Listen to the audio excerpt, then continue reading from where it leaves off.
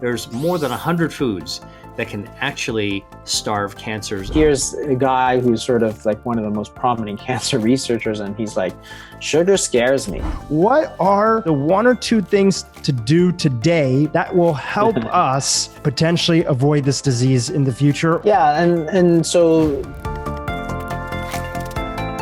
this cancer cell is related to a normal cell, but bizarre and different in certain ways. And they're able to categorize the ways in which these cancer cells were different than normal cells. So for example, if you had a lung cell, normal lung cell, you could look at it under the microscope, and then you could look at a lung cancer cell and you could identify the differences, even though there's a lot of similarities between the two, because the cancer cell is originally derived from the healthy cell. So that was the first big sort of paradigm of cancer was, well, these are cells that really just grow too much. So normal cells don't grow. Like if you have a normal lung, your lung does not just keep growing bigger and bigger until your head pops off your neck, right? It just sort of stays the same size, which means that the number of cells that are dying is equally matched by the number of cells that are being born every day. And there's a lot. I mean, the body has maybe 10 trillion cells that are being sort of born every day, and that many have to die every day in order for us to maintain a normal sort of lung, for example, so that it doesn't just keep getting bigger.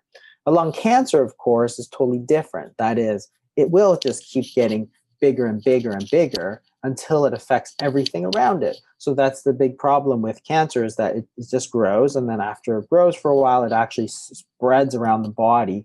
And then by spreading, it affects the normal function of those organs, or just by the sheer size, it's going to affect other things. So that was the first great paradigm, was this is a disease of cells that grow too much. And that by taking that paradigm, you can say this is our understanding of what the disease is, and therefore you design treatments around that paradigm. So if this is a disease of too much growth, then this logical solution, kill cells, right? That's it. So the treatments that we derived were surgery, so basically cutting out the cancer. You had radiation, which is a more sophisticated way of burning the cancer, and that developed in the 1910s, 1920s, for example. And then in the 1930s, 1940s, 1950s, you started to see the beginning of chemotherapy, which are basically selective poisons. So they kill certain cells faster than they kill other cells. So the idea is to kill the cancer before you kill the patient. These are all poisons. Like, don't be, don't not to put too fine an edge on it. These are all indiscriminate ways of killing cells, burning and poison. Okay. Almost a little bit like you sometimes give the analogy of like warfare, right? We talk about the war on cancer. This is warfare on parts of our body that we've deemed to be out of control. Exactly. So what we're doing is we're taking this sort of paradigm of excessive growth and applying logical solutions to excessive growth, which is ways of killing cells. So that makes a lot of sense. And it's not to take away from this paradigm. I mean, these are still the basics of treatment today. Like, even though this was from a while ago, we still use chemotherapy, we'll still use surgery, we still use radiation all the time. These days, it's sort of the backbone of what we do.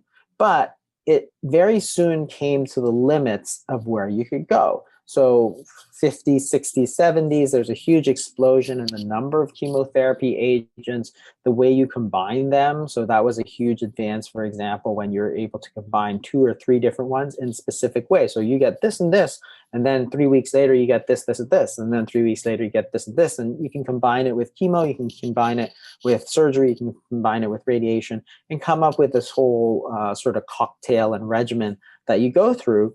And survival of cancer, especially pediatric cancers, really improved dramatically through that period. But it reaches a limit. And just to jump in, pediatric cancers, because again, kind of like in the book, you talk about there's always consequences with these items. So pediatric cancer, these young children who tend to have, in general, more resilient bodies, more ability to produce stem cells, can wither the storm of this warfare on their system compared to somebody who is much older, who's going through these treatments. Yeah, exactly. And so that was one of the things, because if you're able to give a higher dose of these sort of poisons and so on, because children are more resilient than an 80-year-old, for example, then you're going to be able to kill off these cancer cells sort of more successfully. And but it shouldn't reach this limit. So you could really go no further, because it didn't answer the question. So this paradigm of cancer as a disease of growth is good, but it really leaves the question of why. Like, why are these cells growing so much? Like, we don't know the answer to that, right?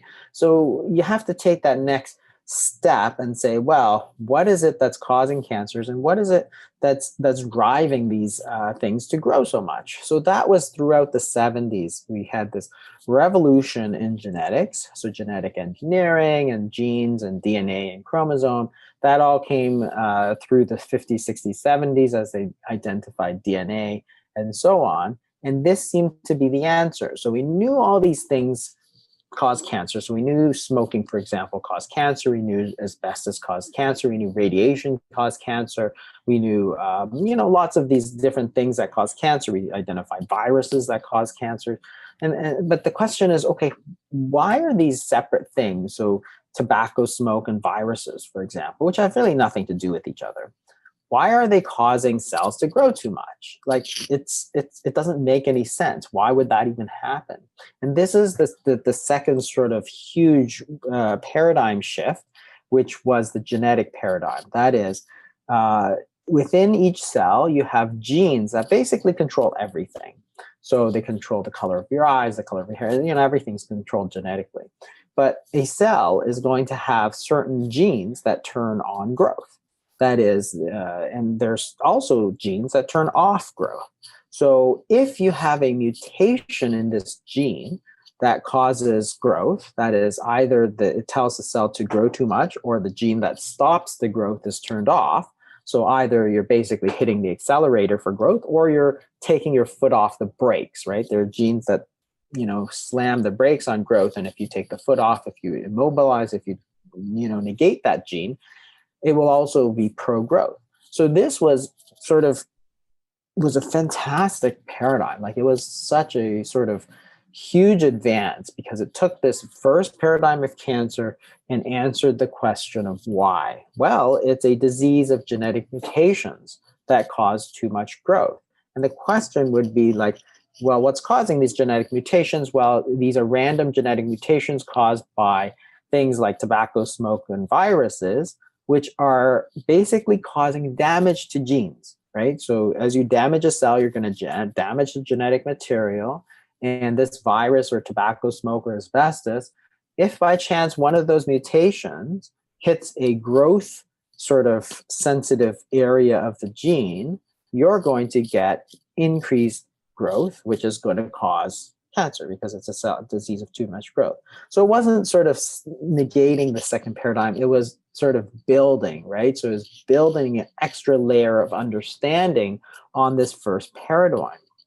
And also that layer of understanding started to help at least some parts of the question, which is, why do some people get cancer and why do they not? Where previously it was a little bit of a crapshoot. You weren't exactly sure why was it that one person got it versus another. I mean, cultures had superstitions, that some people were evil or deserved it or whatever it might be, spirits inside the body. And now through science, we're starting to understand that no, actually there are some factors that are playing into why some people get it and some people don't. Yeah, exactly. So then we could identify these genetic syndromes, for example, where cancer was a very big part of it. But then the question is, say, for tobacco smoke, well, that's not purely genetics. It's not targeted genetic, damage, right? When you smoke, you have damage all over the place. Why is it damaging these specific parts of the gene? And the answer in this paradigm was that, well, it's not really.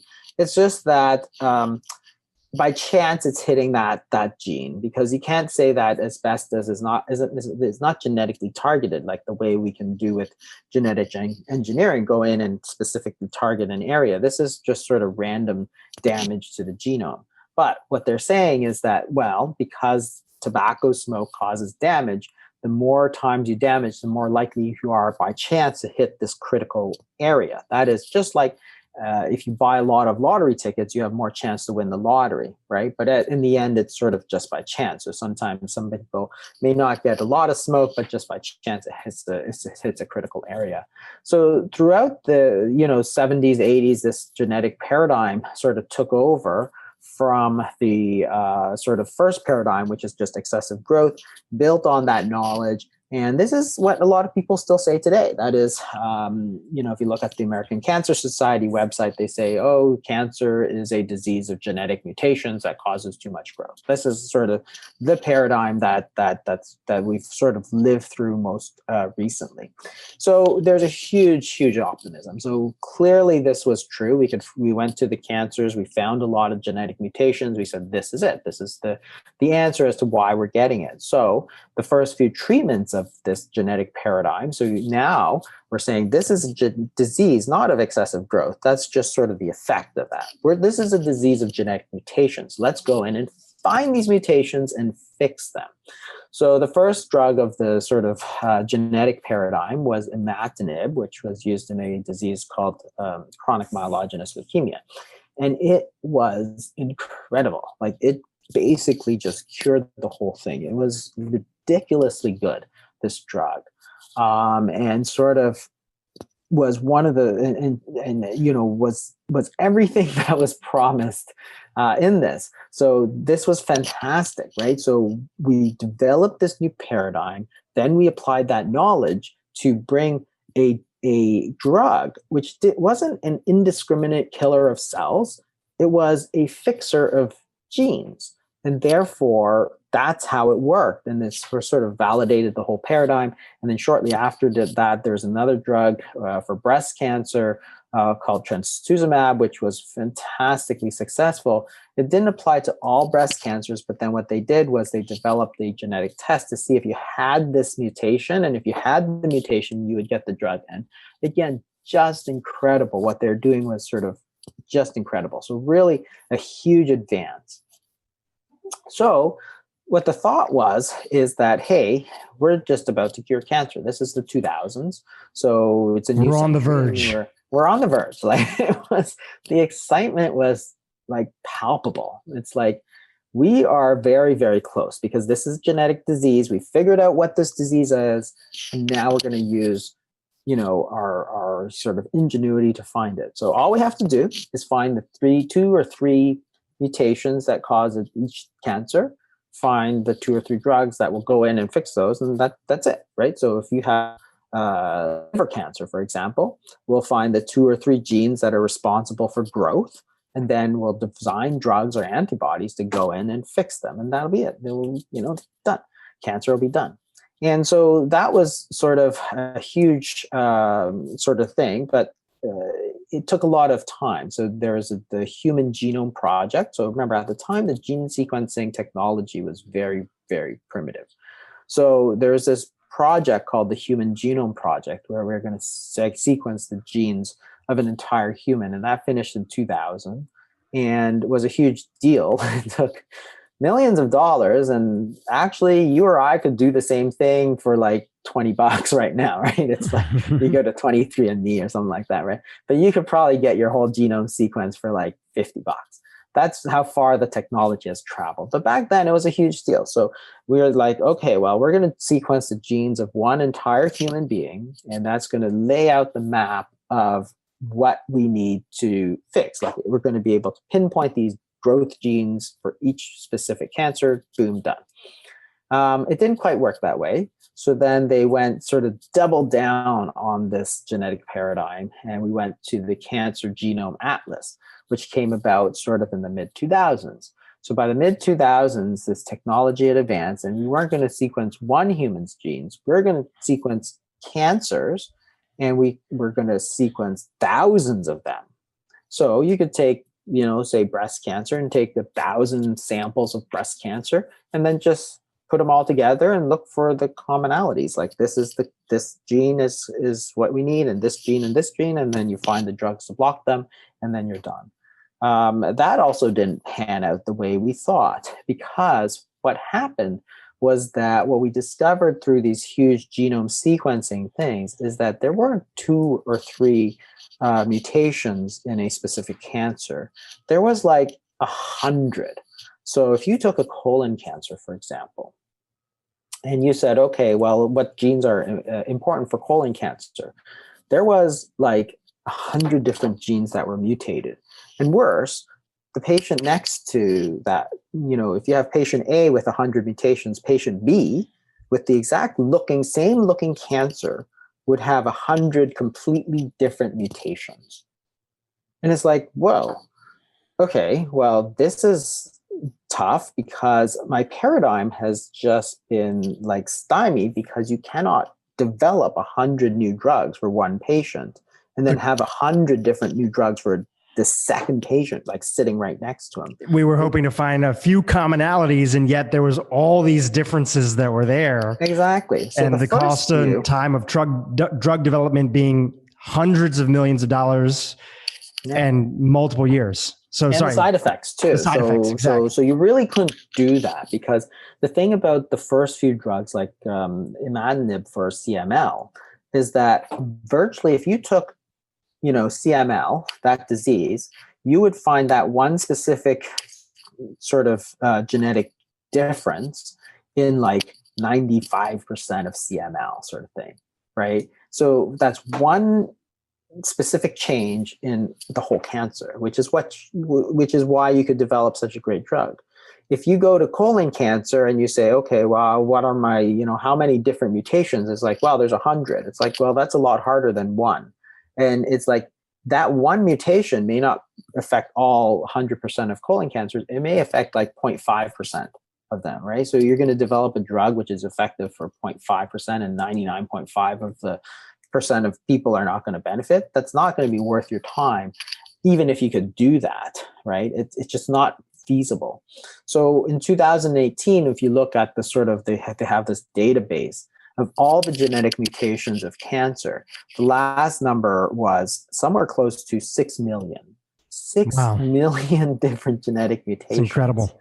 In cancer. So this whole idea, you're going to find 2 or 3 different mutations and then you're going to be able to cure them, was it. And this is the reason the genetic paradigm completely failed to bring new treatments, because the success of a paradigm is to bring new and effective treatments.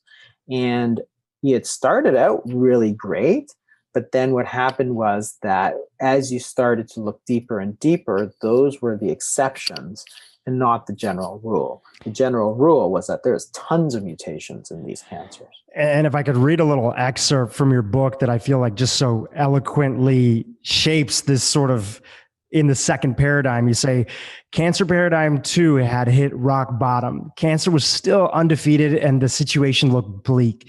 Millions of cancer research dollars over several decades produced an abundance of drugs, some truly great, but most marginally effective, yet fantastically. And this just goes to the cost of, me jumping in, the cost of cancer care. So back to your sort of statement, but most marginally effective yet fantastically expensive. Benefits borderline, toxicity high, and cost still higher.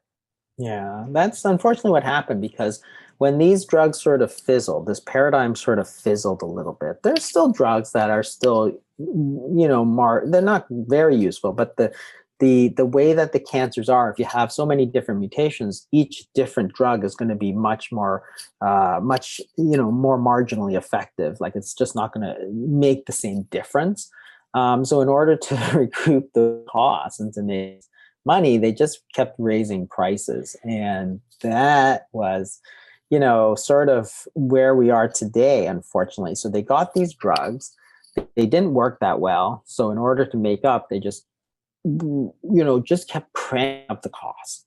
And so now, if you look at the drugs sort of 20 years ago in 2000, those drugs that were developed, like imatinib, they came out, at a certain cost. The cost of that drug just kept going up and up and up. And it was ridiculous because the cost of drugs should go down. It's like your iPhone, right? If you have an original iPhone, the price of that technology goes down over time, like computing power, right? It goes down over time. With drugs, That drug is now sort of like 5 times the cost of what it was in 2000, yet it's the same drug. So why are the costs so high? Because there's no more research into it. There's no more technology to make this drug. The reason is they just wanted to make more money.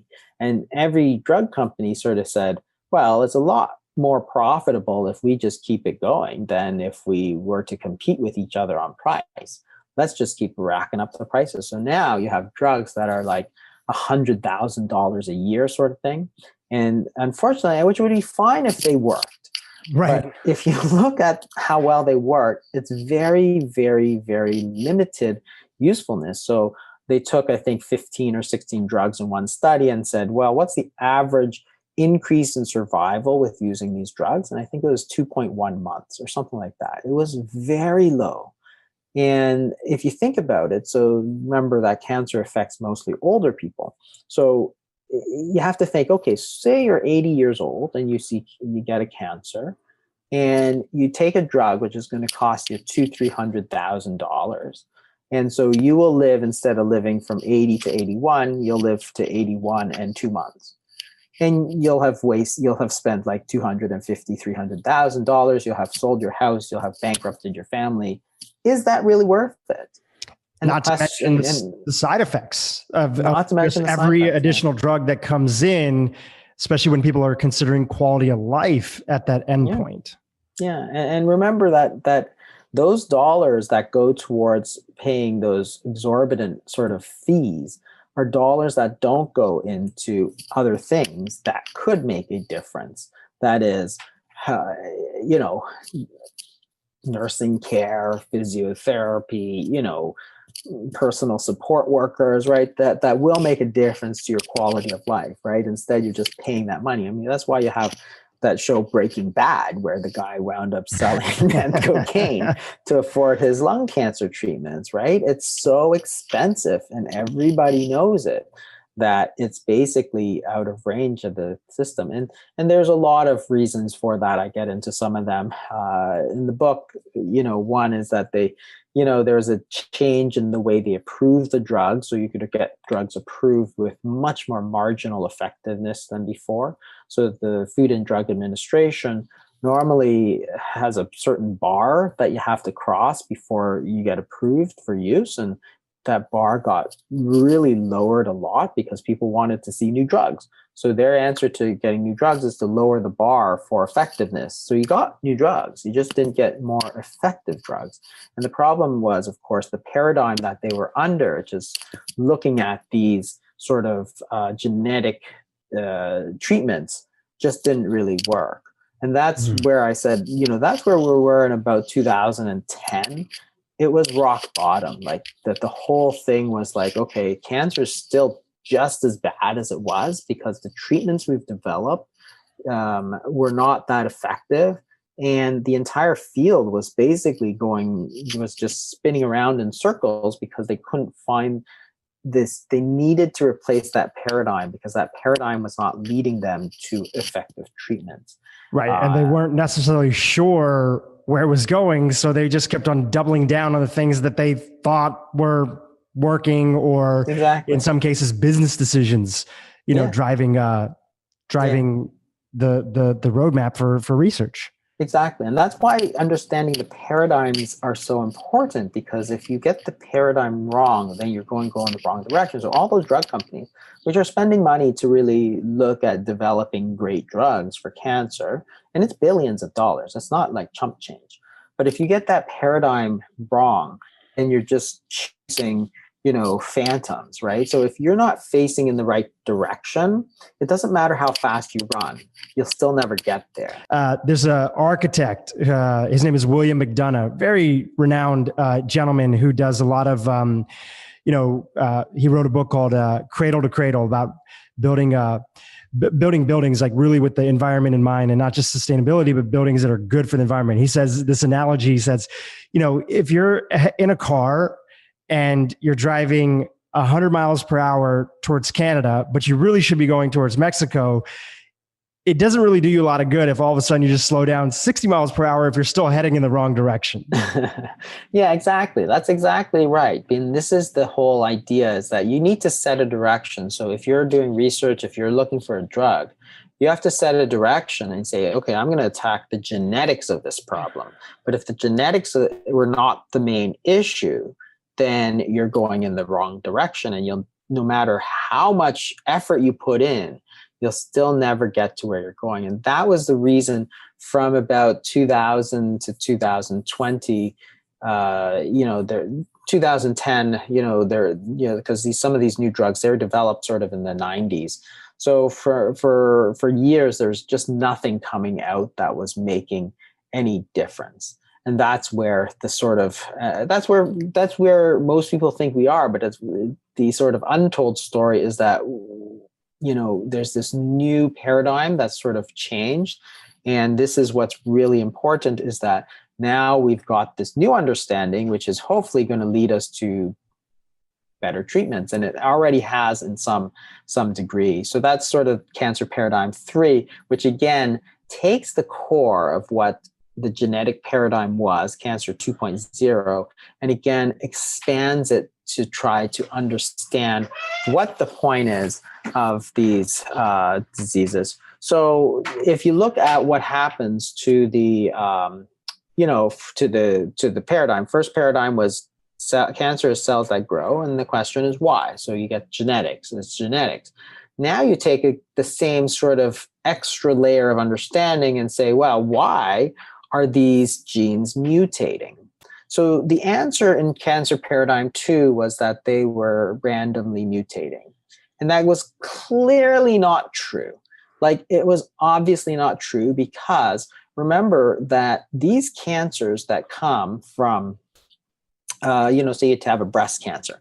If you have a breast cancer in a sort of American woman in 1920 versus a Japanese woman in 2020, they're half a world apart, they're a century apart, and they will look exactly the same. And yet they've derived themselves from originally normal human breast tissue. So they come to the same point. That is, they look exactly the same. So there was nothing random about it. That is, if you have, a colon cancer, which affects, say, 1 million people, 1 million people have independently generated this cancer, which looks identical on pathology. There's nothing random about it.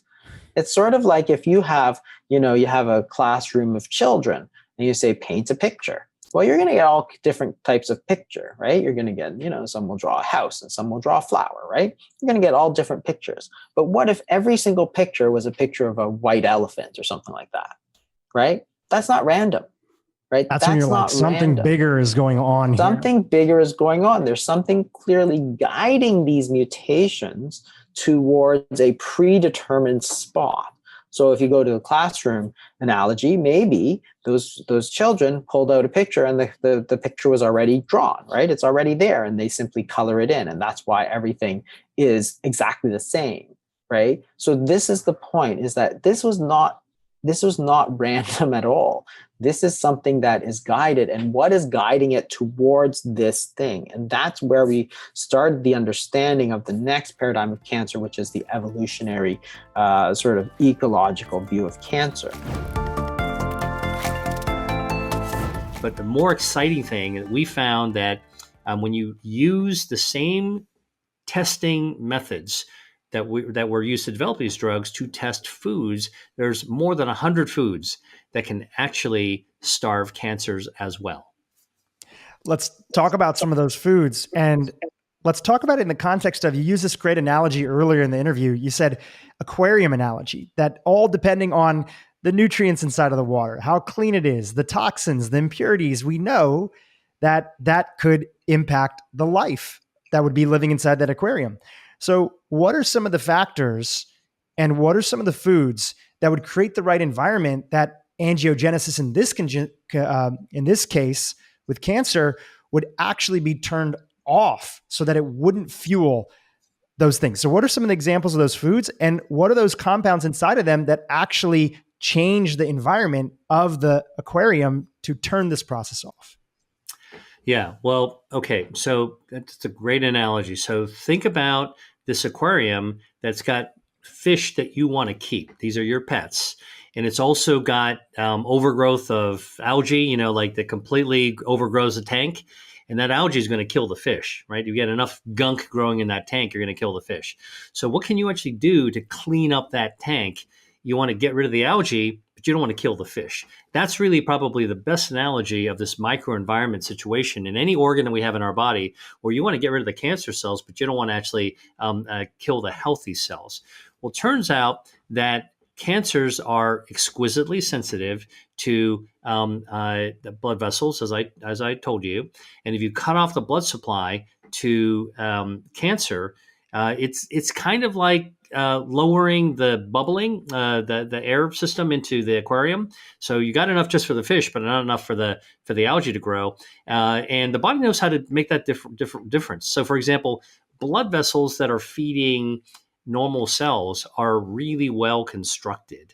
Like a think about a house that the architect really made really strong. It's got good pilings. It's got good infrastructure. The frame is really solid. The windows are really nailed down tightly. And a cancer, when it grows blood vessels to it, doesn't do it really well. So that's like a crappy contractor that cut all the corners. And so basically the house, the blood vessel system feeding the cancer is like a crappy house. When the hurricane comes, okay, guarantee you that the vessels that are feeding the cancer are going to come flying apart, but the ones that are feeding the healthy cells, the well-constructed ones, are going to stick around. They're going to outlast the storm. And that's basically what we can actually do with anti-angiogenic drugs. Now, foods can do the same thing. There are many things in foods, these bioactives we talked about, that Mother Nature laced into plants, kind of like Mother Nature's pharmacy with an F, actually can help to mow the lawn and tame those blood vessels so that if they're growing towards the cancer, you can kind of prune them back, trim them back to normal, and it prevents the cancers from growing new ones, which is really, really important. For cancer prevention, that's just having enough of that milieu to prevent blood vessels from overgrowing can be really important. So what are some of the things? Green tea, which everybody knows as antioxidants, which can actually lower your blood sugars, help to lower your cholesterol, lower your stress levels, your catecholamine, actually is super packed with these catechins, EGCG, the main polyphenol that is anti-angiogenic. So way back when I got in this field, we had a test system where we were testing cancer drugs that could starve a cancer by cutting off its blood supply. And one of the things that I did is I actually dropped some green tea in there, and it was shocking how effective the green tea polyphenols were in stopping those blood vessels that were feeding the cancer. And in fact, if I didn't tell the technician doing the lab work that it was actually a natural compound, and I told them it came from a drug company, they would have been super excited about it and started jumping up and down. And so again, Mother Nature is really, really good. So polyphenols in tea, EGCG is one of them. Resveratrol in red wine, also another one that's actually really, really powerful in terms of being anti-angiogenic.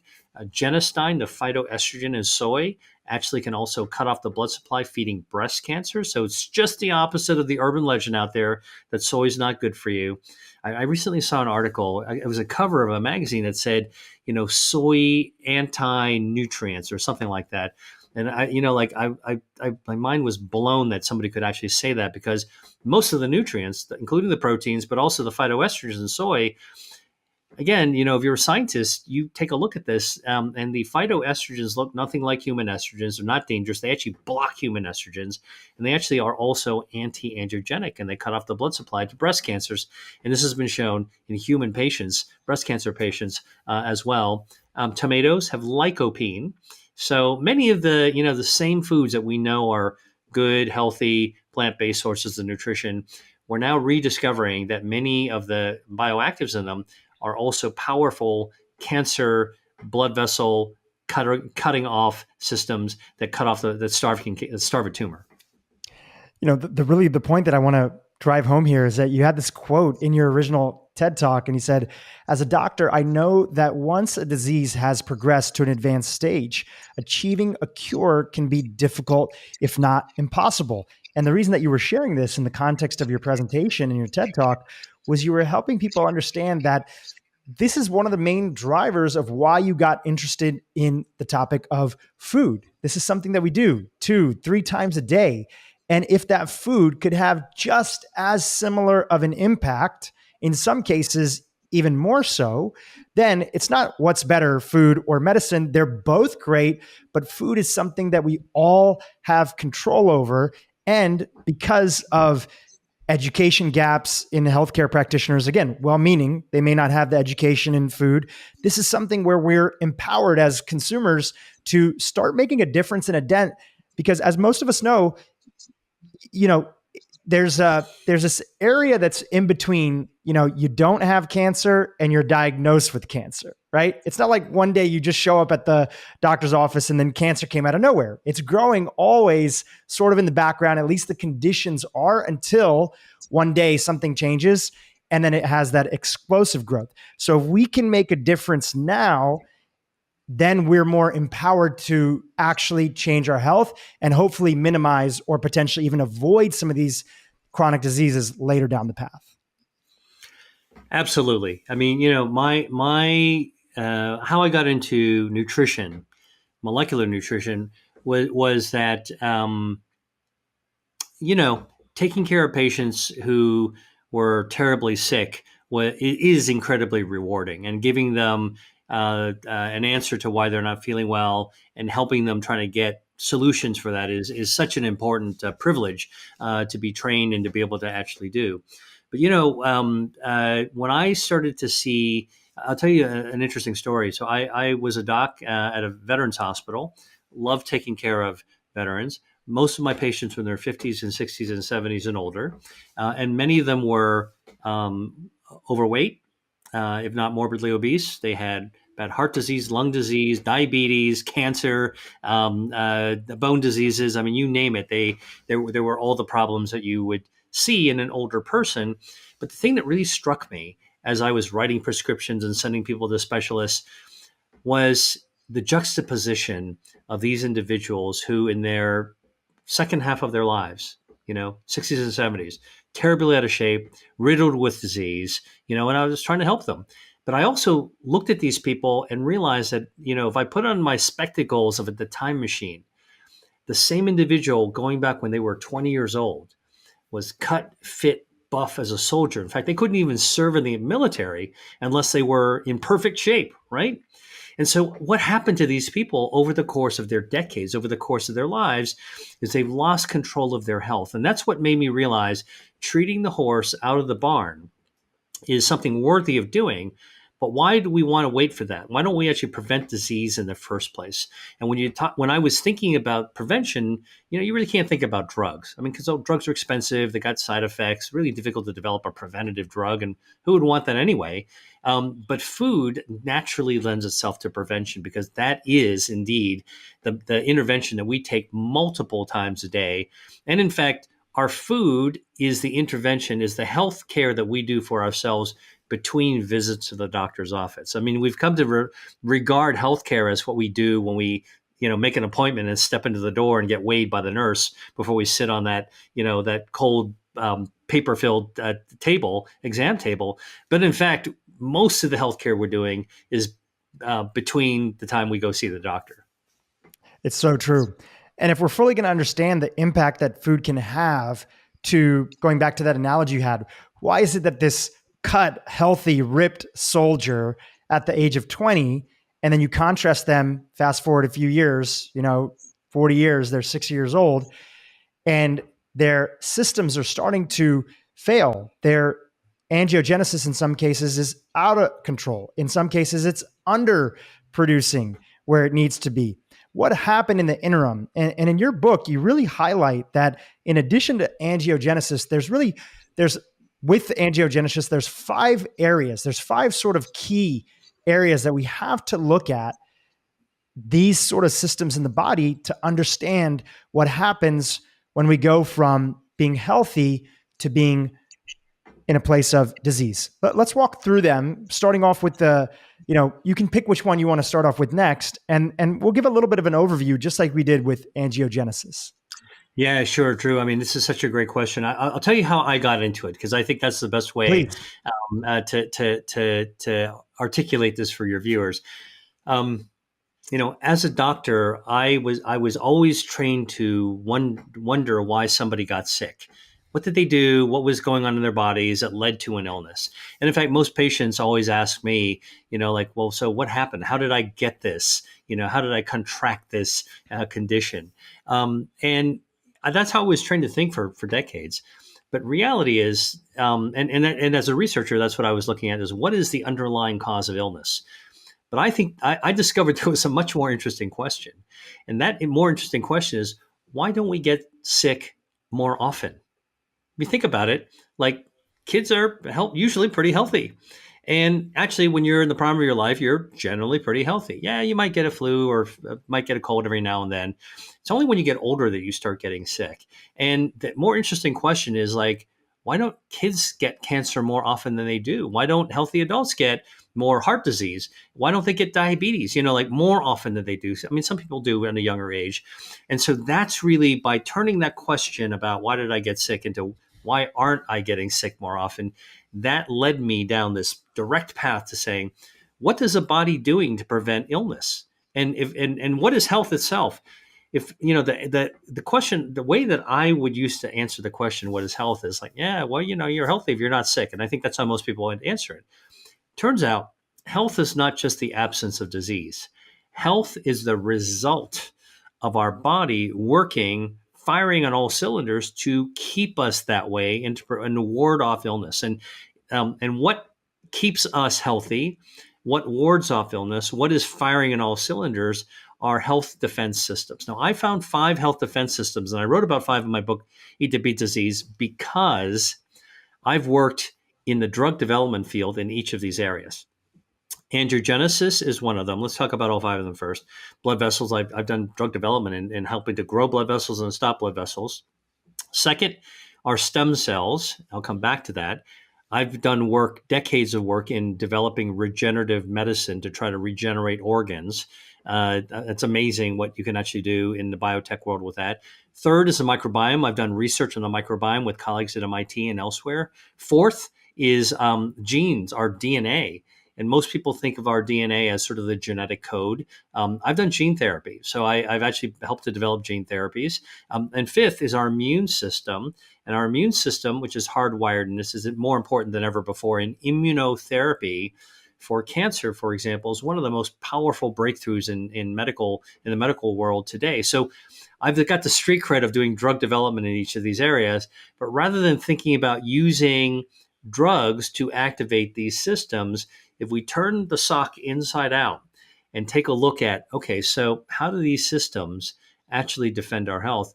Our circulation prevents prevents disease by feeding our healthy cells and preventing bad diseases from growing, like cancer. Our stem cells, by the way, you may not know this, but all of us have about 75 million stem cells that are in our bodies at any given time.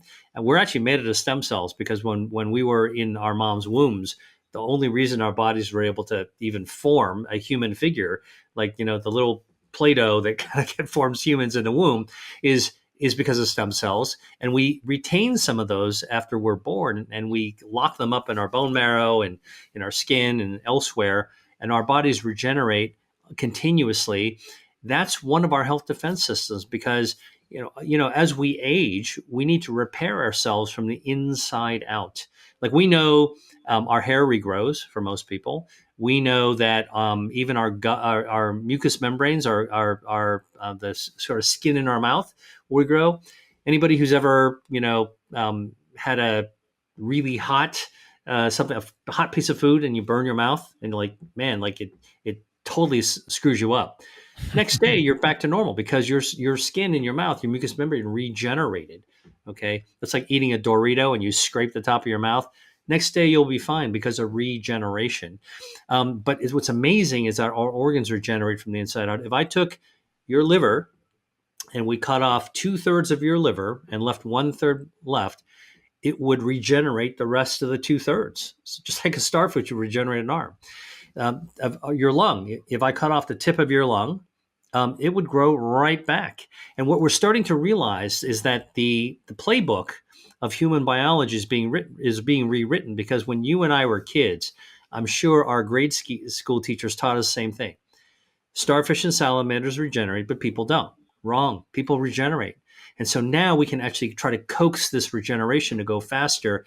It's one of our defense systems, but and while biotech people are trying to figure out ways to make us regenerate, foods can also cause us to prompt regeneration as well, which is really cool. Foods like chocolate, foods like dark cacao, like dark chocolate, cacao, polyphenols can actually stimulate regeneration. There's all kinds of other biotech kind of things that can actually do this, but Mother Nature has laced things that can be regenerative, like ursolic acid in fruit peel can coax our stem cells to come out of our bone marrows to stimulate regeneration as well. I mean, imagine a future in which we understood how to match the substance in a food that naturally occurs with something that we need, like brain regeneration for dementia, for example. That would really be a game changer. And so that's where the future of understanding our body's hardwired self-defenses for regeneration goes.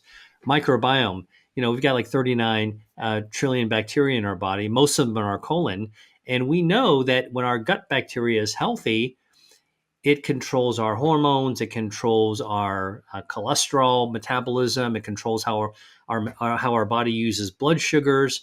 When we screw up our gut bacteria, it screws up everything. Like literally, we've got an ecosystem inside our body that if we don't take care of that ecosystem, it wrecks the rest of our body.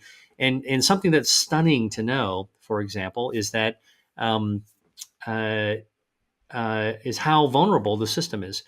Artificial sweeteners, like you find in a diet soda, can in 24 hours, overnight, start to destroy your gut microbiome. The healthy gut bacteria start to change. They don't like that artificial sweetener because we don't absorb those calories, right? Those are the non-caloric sweeteners. So we get the taste in the front end.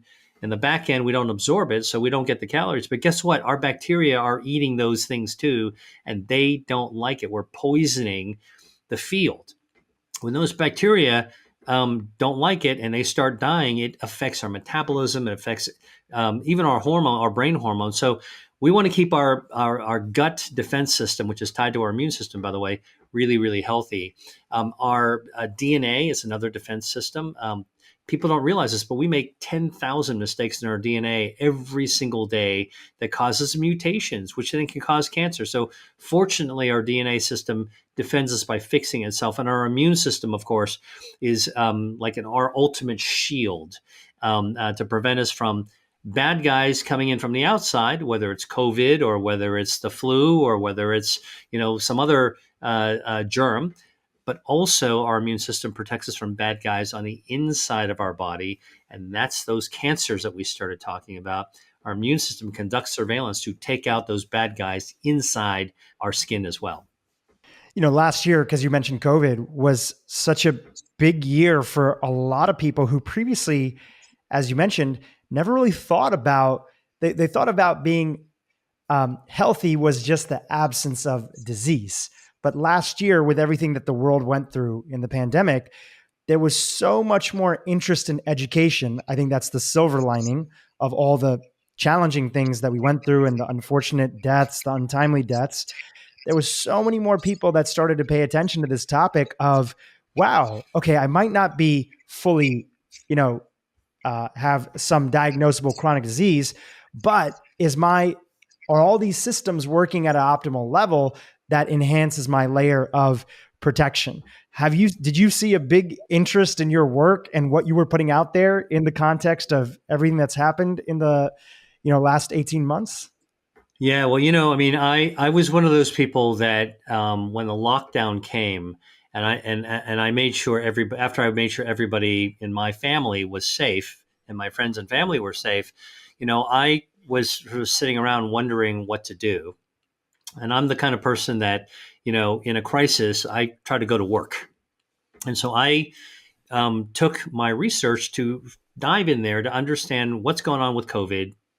How could we have a counter strike or countermeasures against this? And this is where nutrition and immunity all kind of came into clarity. And because we then found that COVID actually damages our blood vessels, that meant we want a better angiogenesis defense system. We need a better immune system.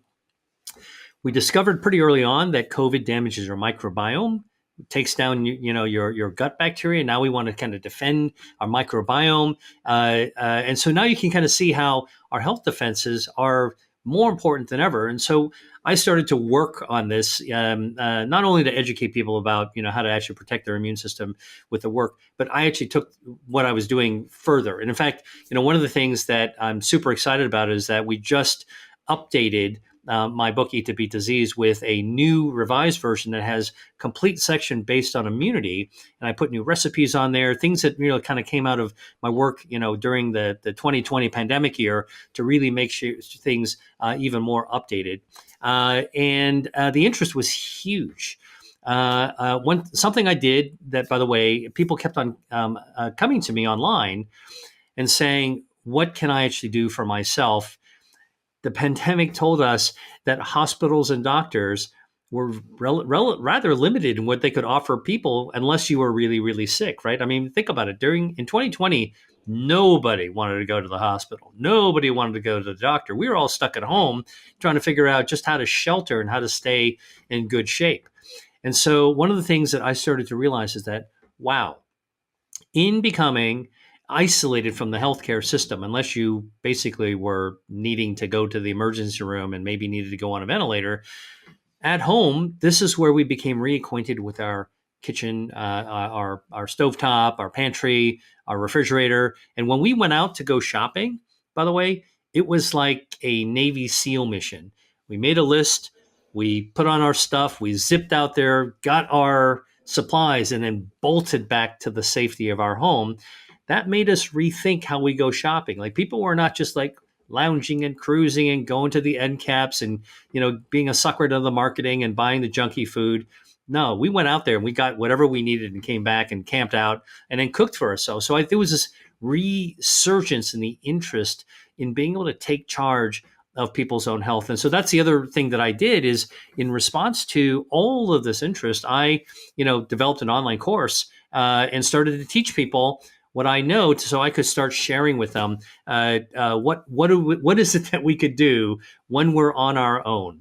We weren't on a desert island. We were in our homes with a fridge and a stove. What could we do to actually elevate our own health, and how could we eat to beat disease?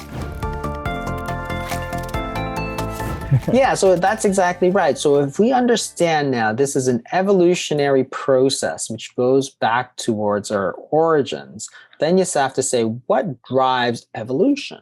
And it's not just genetics. So if you think about evolution, Darwinian evolution, which is the survival of the fittest, for example. So what he had observed was that in the Galapagos Islands, you had these birds. And if they had these short beaks, which were really ideal for eating nuts, and there are birds that had these long beaks that were really good for eating fruit.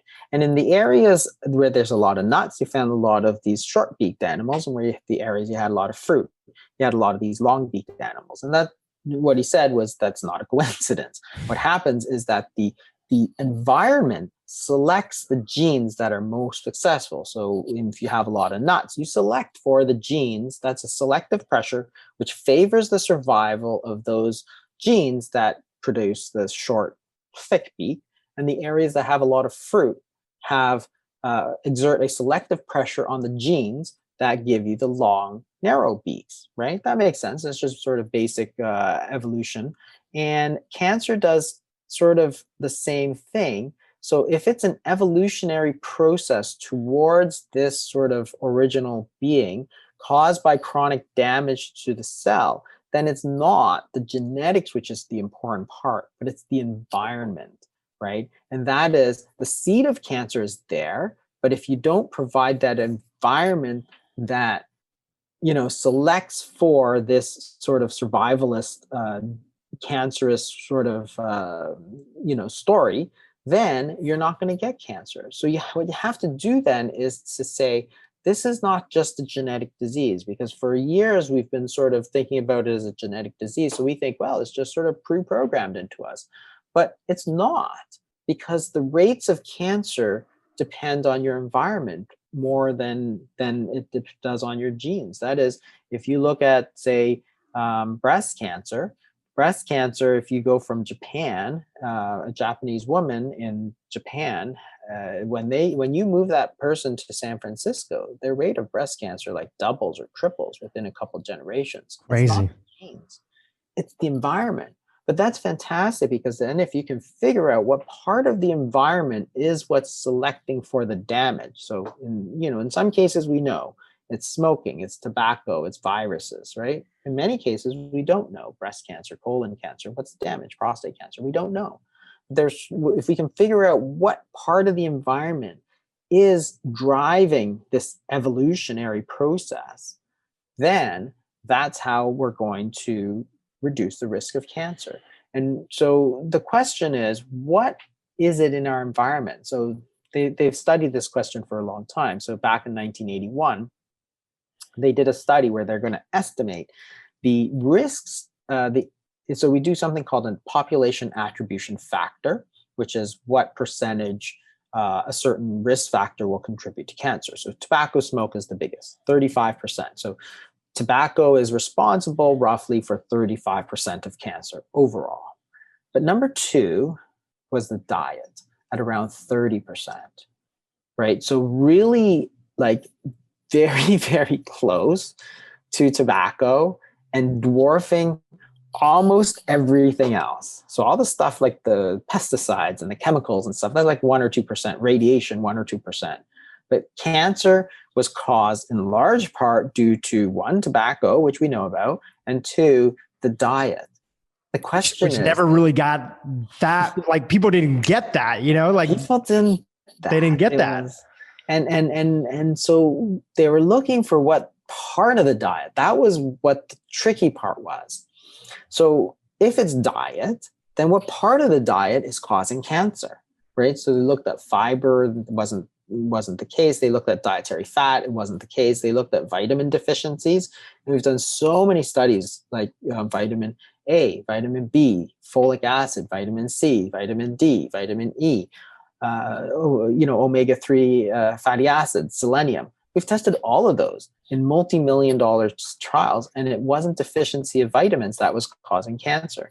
And the answer came somewhere around 2000. What part of the diet was the most important? And we didn't know this really until about 2003. And it turns out that it was obesity was the biggest driver of cancer. And probably more specifically is that it was the hyperinsulinemia. That is, the too much insulin, which is very typical of obesity, is probably the what's driving cancer in those cases. And the reason I say we didn't know is because, so I went to medical school in the mid-1990s, and we never talked about this stuff. No. But in 2003, a very large study came out which showed that obesity actually raises the risk of all kinds of cancer. So now the WHO classifies 13 different types of cancer as obesity related, including breast cancer and colorectal cancer, which are, after lung cancer, sort of the most common cancers. So really, really important causes. And this is what's important is now, what we're doing is we have to go past again. So this paradigm, which gets us to evolution, which gets us to the seed and the soil, which is this sort of evolutionary ecology being the study of how the environment interacts with an individual. How you can change that environment in order to prevent cancer. And that's sort of what's sort of exciting about this, is that now hopefully we can start to understand and then make some changes that are going to minimize our risk of developing these types of cancers and, hopefully preventing them in the future. Yeah. And even question basic premises. I was on the Mayo Clinic website in preparation of this interview. There's like a myths and there's like a myths and facts section on cancer and diet. And like one of the questions inside of there was sugar, somebody saying, does consuming less sugar have any impact on cancer? Right. And it was like, there's no research, there's no evidence at all that consuming less sugar has anything to do with cancer. And again, Mayo Clinic, well-established place. They're doing the best they can based on the research and the evidence that's out there right now. And part of the thing that you're bringing in is that highlighting, especially with your previous books, that we're really talking about, insulin resistance and what that relates to, diabetes, especially type 2 diabetes, is, well, if we know that obesity through this big study that you were talking about plays a major factor, and then what is it as part of that also contributes to obesity, and how do cancer cells get their energy, then of course we're going to want to pay attention to the level of sugars as one example that we're having inside of our diet, because that's going to cause a whole chain of effects that ultimately supports the growth of cancer. Yeah, exactly. And so one of so Dr. Lou Cantley, who's a very prominent researcher, cancer researcher, he was one of the ones who sort of uncovered the link between sort of what sugar does, which is, it contributes to this high insulin state. And insulin, other than being a metabolic hormone, is actually a very, very potent growth factor. So it tells cells to grow. And if you're going to tell cells to grow, then you're going to tip the scales in towards, increasing growth of cancer cells, for example. So, here's a guy who's sort of like one of the most prominent cancer researchers, and he's like, sugar scares me. That's what he says in one of his articles he's written. It's like, okay, well, that's all I need to know, right? Totally. And also too, on the basic premise of like, what is chemotherapy, right? Yeah. Could you explain like that link on that? Like, how do they get these well-intentioned poisons into cancer cells? Can you explain that to like our audience through, like exactly like what goes into chemotherapy that takes advantage of exactly that we're talking about? Yeah, exactly. So when you look at the cancer cells, you can do something called a PET test, which is a positron emission test. And it basically looks at how avidly cells take up glucose.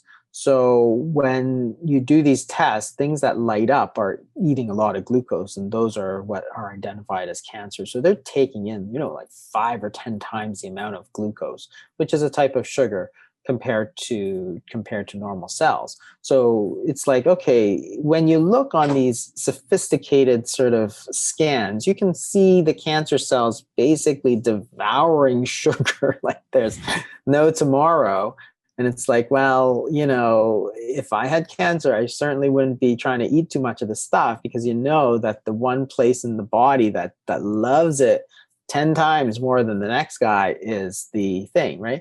And then you have certain chemotherapies which take advantage of this. They try and get in, because they're, they mimic the sugar, and that's how they do it on the positron emission tomography testing, for example. They mimic the sugar so that the cancer takes it up, and then it lights it up. And then people are trying to use that to sort of target the cancers as well. But interesting, it's an interesting story of how this sort of this new paradigm explains so much more about the phenomenon of cancer and how, what implications it has for screening, and this sort of evolution of, and this is sort of the promise of this cancer paradigm 3.0, is that if you now understand that what is happening now is that the cell is evolving away from normal cells, evolving into a foreign species. Because, and people always think, oh, that's so weird, right? But that's the way the body actually looks at the cancer cells. So when our immune system looks at a cell, it has a way to tell between self and non-self. That is, the immune system is a very powerful weapon. You don't want to use it on its own cells. That's like friendly fire, right? So you want to type behavior. Exactly. And it's very, very bad if that happens. So your body has these ways to distinguish between your own cells and everybody else. So bacteria, viruses, it will try and kill it. And when it sees a cancer, it will try and kill it. That's just the way, that's what happens. So it has evolved, this cell. So say you take a lung cell. This lung cell, which was originally your own cell, has evolved into basically a new species that is foreign. That's why Frankenstein in your own body. Exactly. And that's the reason that instead of trying to the third paradigm, which is like, okay, now we have these cells that were originally part of us, but they've basically broken away and they've become their own sort of, invader. Now you say, well, instead of trying to just get indiscriminate killing, which was paradigm 1, or genetic targeting, which was paradigm 2, now what we're going to do is enhance the immune system to identify it. So basically you have these sleeper cells, like, you have terrorists, sleeper cells of terrorists in your city. And now what you're trying to do is uncover them so that you can get your police and your SWAT teams in there to kill these sort of domestic terrorists.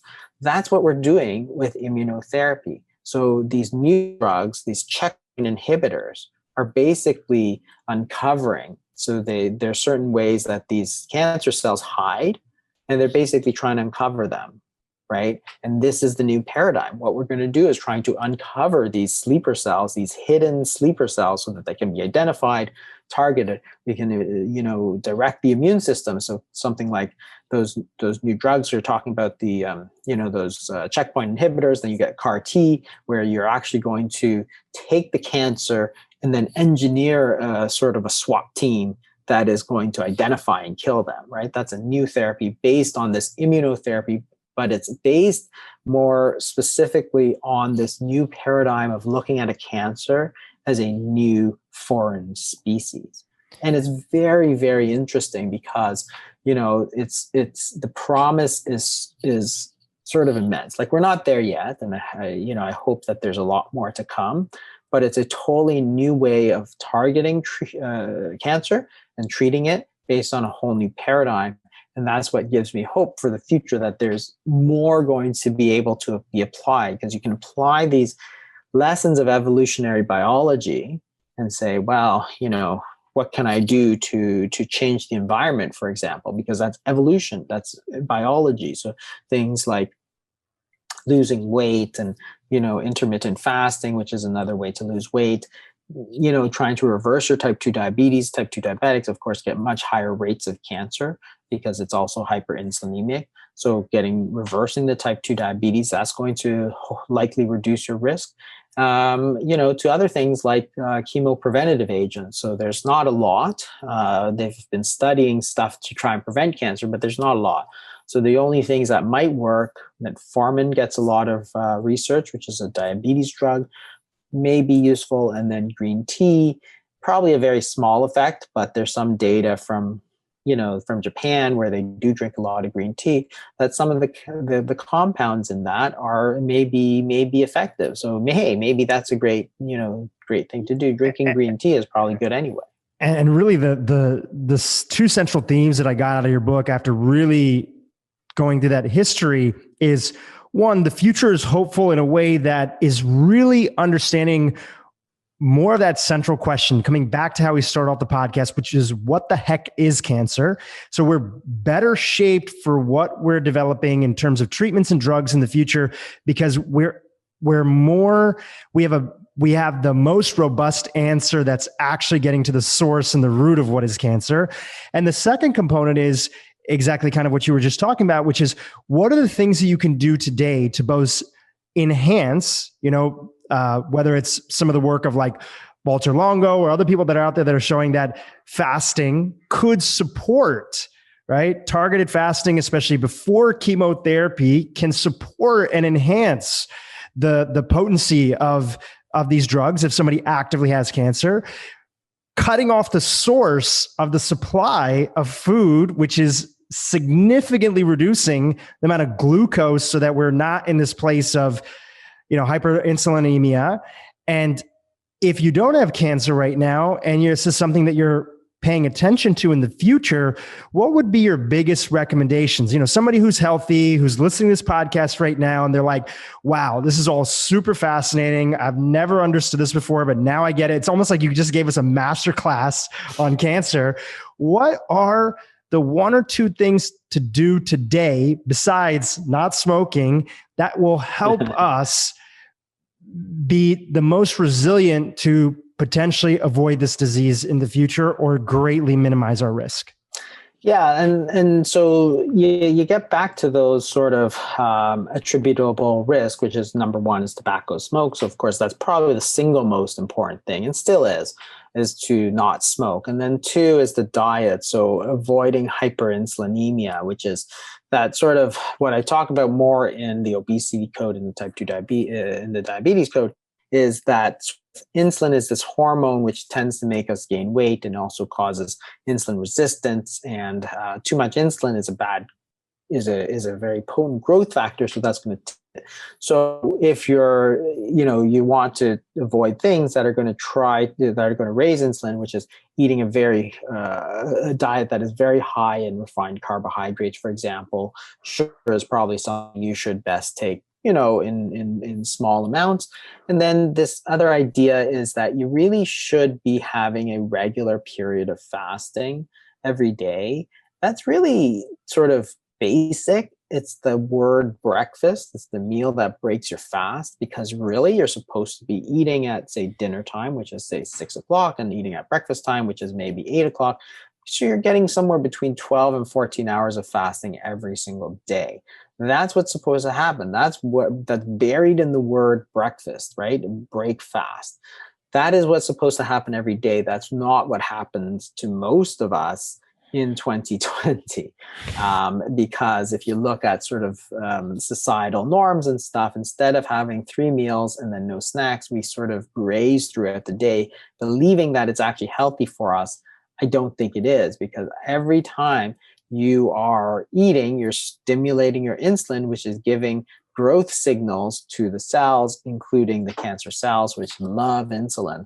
You look at a breast cancer cell, for example, has like 5 or 6 times the number of insulin receptors compared to a normal breast cell. They love this stuff. They love insulin. They love glucose. So therefore, you want to lower it. So eating sort of whole unprocessed foods is important. That's probably the most important thing. Not eating all the time is probably the second most important thing. And maintaining a normal weight as best as you can. I mean, that's not always the easiest thing to do, but if you are overweight, then try to lose that weight. If you are type 2 diabetic, try to reverse that type 2 diabetes. And that's the two, the tobacco and the diet are so overwhelmingly more important than everything else. Like you could also, look at the viruses, for example. You can get the, try to avoid the hepatitis B and hepatitis C, which cause cancer, and human papillomavirus. But those are sort of givens. But the diet and the tobacco are sort of in a class of their own. Everything else is like 2%, and they're at like 35%. And I think I just want to say, from somebody from the outside who's been an observer of your work and consuming it and just super appreciative, the cigarette piece is easy, tough to break, but actually there's really a lot of really interesting stuff that's coming out of Johns Hopkins and other places of using psychedelics to help break cigarette cessation. Maybe those things will incorporate, and we'll figure out new ways to help people. I think it's about 15% of the adult population smokes here in the United States. So it's gone down massively, and cancer rates have gone down for that. The diet, sometimes people listening here, if they're not familiar with your work, can think, okay, he's just talking about eating healthy, but really you're talking about getting out of this central paradigm, to use the word, where we're eating sugar in all its other forms. So people who are listening are like, I don't really have a lot of sugar in my diet, maybe a little bit in my coffee, some birthday cake here and there when I'm at parties. But, how often are you eating those meals of refined starches that are a regular part of our daily life? The big bowls of rice or ultra processed foods or breads or other things like that fine, have those things every so often as, parts of your diet. But when they become the norm, now you understand why so much of America is in that pre-diabetic state where they think they might be eating healthy because they're just a little bit overweight, but actually their diet is constantly spiking their blood sugar, which leads to all these problems with insulin that you're talking about. So you're not just talking about eating healthy, let's be a little bit more mindful. You're talking about really actually leaning in and getting your blood sugar under control. Yeah, exactly. And one of the ways, I mean, a lot of people talk about diets and there's all these different opinions on diets, but what people hadn't focused on really at all, I think, until a few years ago was this meal timing. That is eating all the time really the same as eating, a few times? And I think the answer is no, because the point is that you need to let your body sort of digest, let your insulin levels fall so that you don't get all these problems with the insulin resistance and so on. Because insulin is not intrinsically bad, but it Right. is a hormone that goes up when you eat. So if you eat constantly, is that a bad thing? And that's not been talked about a lot. And that's what I've really focused on, is that I think it's actually highly detrimental to be eating constantly. It's just not the way that you're supposed to be doing it. And Which we've was never done it. which was a little bit of the trend of some of the advice, especially in like the 90s and 2000s. Eat 6 meals a day, Yeah. graze throughout the day. And really, we're backing away from that largely through the work that people like yourself are doing and just educating. Well, let's actually look, is this actually helpful or could it be harmful? And it's looking like it's not supportive of our overall health goals inside the body. Yeah. I mean, I think the whole idea was sort of silly that you should eat to lose weight. And it's like, well, how's that going to work exactly? Right? If you're eating all the time, how are you expecting to lose weight? And of course, that if you eat a little bit and then stop, that doesn't suppress your appetite. It increases it. That's what an appetizer is. It's a small portion of food to make you more hungry, not less hungry, more hungry, right? So if you're going to eat small portions of food, you're going to stimulate your appetite, then you're going to stop, right? It's like when you start urinating, you just want to finish, right? When you start eating, you just want to finish.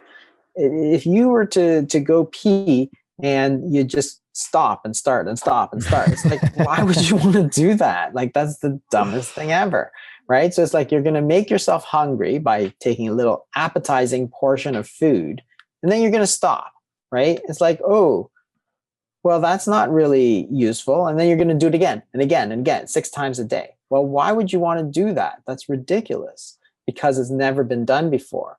Because prior to like 1977, nobody did that. So why would you even think that it's a good thing to do? Like, why would you even come up with that? And the answer is that there was no real scientific evidence that it actually helpful. It was just sort of made up. People just thought it might be good, and they just said it, and that's it. Sure. Well, there's that old saying that I don't know who discovered water, but it probably wasn't a fish. Sometimes we're so in the cultural norms of the way that things have been done that it actually takes a lot of courage, especially for somebody in your position, to step back and say, wait, does any of this make sense? Let's start with the basics and let's question the premise and then go from there. If not, we're in this rat race where today, still in the US, unfortunately, number one reason for bankruptcy is medical bills.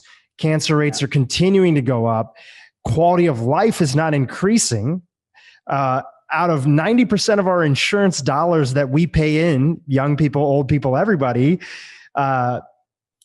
out of all the insurance dollars that we pay in, 90% of it is used in the last 6 to 8 months of somebody's life to try to keep them alive through these expensive treatments. A lot of them well-intentioned, that are there. Some maybe coming from business perspectives, but it's not a winning race. We have to step back and we have to question the basic idea. And that's exactly, Dr. Fung, what you do inside this book.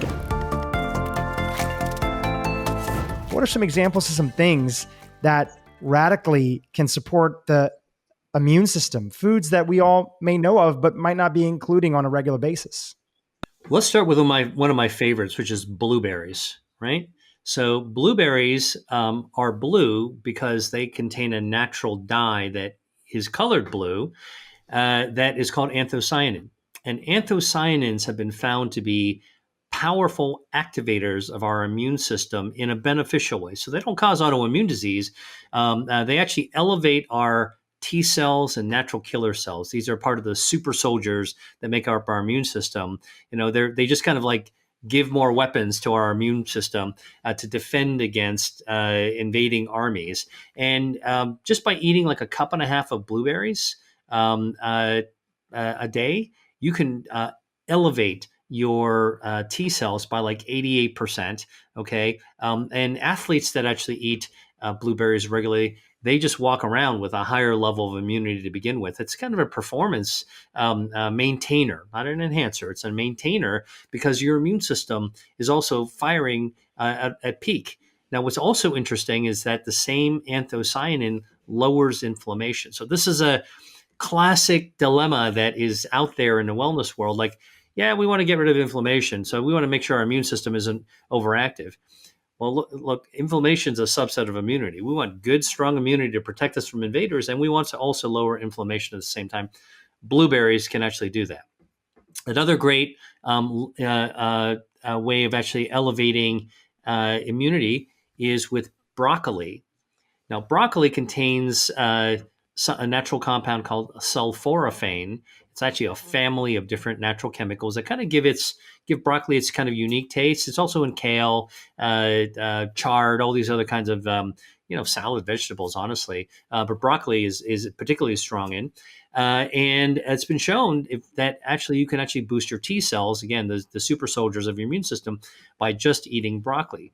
But here's like a little pro tip and a little tiny hack. If you want to get as much as you can out of broccoli, you should eat normal adult broccoli. But here's the thing. The treetops are good, but the stems have twice as much of the sulforaphane. So don't throw the stems away when you're cooking it. If you don't want to saute the stems, there's plenty of recipes you can use with stems. You can put it into a blender, turn it into a soup, a little broccoli oregano soup. Amazing. Put a little vegetable stock in there. It's like a really tasty way of actually using broccoli and getting more of these sulforaphanes. But if you really want to like rock it with your broccoli sulforaphanes, you eat broccoli sprouts. These are the 3 to 4 day old baby broccoli. And it turns out that the broccoli sprouts have 100 times more sulforaphane than the grown-up broccoli. So, and actually the study's been done looking at the people getting the flu vaccine. These are 20-year-olds, healthy 20-year-olds, just getting the flu vaccine. And it was found that if you gave the flu vaccine and gave somebody broccoli, a shake made out of broccoli sprouts, you could ramp up their immune response by 22 times. So like really just amp up your immune system without causing inflammation.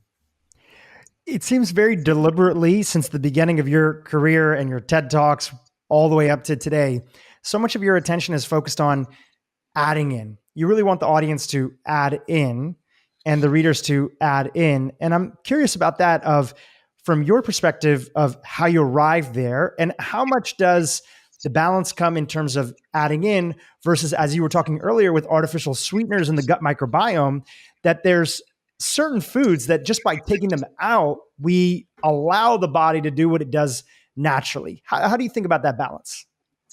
Yeah. Well, look, first of all, I'm like most people, I think. When you tell me not to do something, my brain goes, well, maybe I'll do it one more time. Maybe I'll try it. And so there's a lot of human nature to how we respond when somebody says something to take something away from you. And human nature abhors deprivation. And so one of the things is, I think most of us like to have our quote cake and eat it too. And so I always felt when I was, taking care of patients and trying to counsel them on things, rather than tell them to remove things from their diet, because that's really easy to do. And there's plenty of people out there, scolding people. Fear, guilt, and shame is sort of like the building blocks of traditional counseling about nutrition. And it makes you feel bad, actually, when somebody tells you, like you're a bad person for eating junky food. What I try to do is empower people, because I think people love to feel justified in what they like. And so in my book, I read about 200 foods that all activate the body's health defenses. And I used to say, I dare you to find in this 200 foods something like that. I dare you to find, review this foods and tell me that there's nothing that you like. And most people actually find something in 200 foods that they actually like. And I say, well, look, start with this, because what you like is already good for you. So you're already way ahead of the game. And if you can keep on adding things that you like and just understand, this is that education knowledge piece. what you like is good for you, then you can love your food and love your health at exactly the same time. And then this whole idea of anti-deprivation is that if you spend more time thinking about what to add to your body that's good for you, you'll spend less time thinking about the bad stuff, and more good things in your body kind of push out room for bad things. And if you spend most of your time fortifying your body's health defenses, those 5 health defenses, angiogenesis, stem cells, microbiome, DNA protection, and immunity with foods, honestly, every now and then you're going to fall off the wagon. You can eat something you really like, or you really want to, or everybody's eating it around you, and it's not that good for you. That's all right. Your body's got you covered. Your health defenses are there as a shield. So again, I think that there's just a healthier way to navigate through your life. These strict diets don't work for a long time. They're unsustainable. So I'm all about how do you actually get people to feel like they're in control, and what they like to do already is actually good for them. No, that's a great explanation. You're crowding out the quote unquote bad. I mean, there really is no bad, because the beautiful thing about it is that, there's this term that's coming out now more with blood sugar and continuous glucose monitors. And the idea is, metabolic flexibility, that when you have a diet that is maintaining a healthy blood sugar on an average basis, then you go somewhere, you want to enjoy something, you enjoy that thing. You're not having the stress of this thing is going to completely throw me off, because your foundation is so healthy, so resilient, that you can enjoy some of these things, because food is not just about fueling our body and avoiding disease. It's all about the joy, social aspects, breaking bread together, so to speak. And that adds a lot to life, including severely reducing stress. And I find that the healthier that I become with the foundation, and having a ton of plant foods inside of my diet by volume, I would still say most of the calories, by calorie, it's still probably a little bit heavily reliant on the healthiest quality animal foods that I can find, wild caught fish, grass-fed steak, things like that I'll throw in. But by volume, it's still plants. When I have that base, I also have less desire for these other things. So instead of eating the whole croissant, I was in Mexico City recently and we came by an incredible bakery. I just wanted a little taste. I wanted to get the idea of it. I had a little bit and I was like, that's cool, because I never feel deprived. I never feel that I have to use willpower to say that I can't eat something or that it's bad for me. No, this is something that I can enjoy. I get the point, and then I can move on from there. Yeah, I know there's this Japanese saying harahachi banmi that basically says just eat 80% and then leave like quit the clean play club and don't eat and just eat 80% of what your body would want. I have another, which I think is really healthy. It's kind of like your own way to actually have caloric restriction, which we know scientifically is good for you. But I have another story to tell you. Please. I traveled to Asia after college, and I was in China, in Beijing. And this is, soon after China, not too long after China opened up for tourism. So, this is many decades ago. And I went to visit the Summer Palace. And I've been back a few times. Obviously, this is way before the pandemic. And you can actually visit the Summer Palace where the Dowager Empress lived. And basically, this royalty of China basically is fed by imperial chefs. And it was a restaurant. So I was honored to be able to dine there. And they wanted to serve an imperial meal to show you what it was like back then. So I'll tell you, most of it was plant-based, but they had 30 different types of dishes that came out in a dinner. 30, okay? And there's no way you can eat 30 dishes, right? I mean, think about it. You go to like a steakhouse, there's no way you're going to eat 30, or you go to a vegetarian restaurant, you're still not going to eat 30 meals. So what I learned that's never left my mind was that, food is pleasurable. And the way that the approach was not to put a lot on the plate, have a lot of different variety, to really be able to stimulate the taste buds, get the enjoyment of the food, make people feel like they could indulge and enjoy their meal. And the Dowager Empress would just eat with the chopsticks, just take one bite out of each plate, okay? And just get a sampling. And so that's what I realized when you're talking about the croissant, it brought that memory back to me. Like you don't have to have the whole hog of whatever it is they're serving. You can actually satisfy your indulgence by having a taste of it, savoring it, like really try to enjoy it. And that way, if you give us a little bit of time, it's not going to make you want to go back and just pig down on the whole thing. You like learn how to enjoy the taste of something, allows you to experience more without having to stuff yourself. It's well said. And I think for a lot of people who are listening here, just like you gave the example about the broccoli and the broccoli sprouts, they know food is powerful, and we're all creatures of habit. We get into buying the same sort of 5, vegetables that everybody ends up having: corn, potatoes, all those classic examples, tomatoes, which obviously have a lot of healthy properties as you highlight inside of your book. But when we talk about variety and getting inspired, that's what I really love about what you guys are doing with your course and kind of extending out the book is you're giving even more inspiration, more education so that people can get excited about wanting to go try something new. So that you go into Whole Foods, you go into Trader Joe's, you go into your local supermarket, wherever it is, or shopping online, and you're like, wow, I'm actually going to pick out this other food that I kind of overlooked. What's an example of one of those things that is an underrated food, something that people overlook and might not have as part of their normal routine, but can have such a profound effect if they start including it into their diet? Yeah, I'll tell you a great one. Kiwis, right? So these sort of, baseball shaped, little smaller baseball, furry little brown things. You cut them open, they're beautiful and green with seeds, starburst on the inside. I always liked kiwi, but I never really ate them very much. But I started doing the research on them, and kiwi is pretty amazing. First of all, it's a great source of vitamin C and fiber.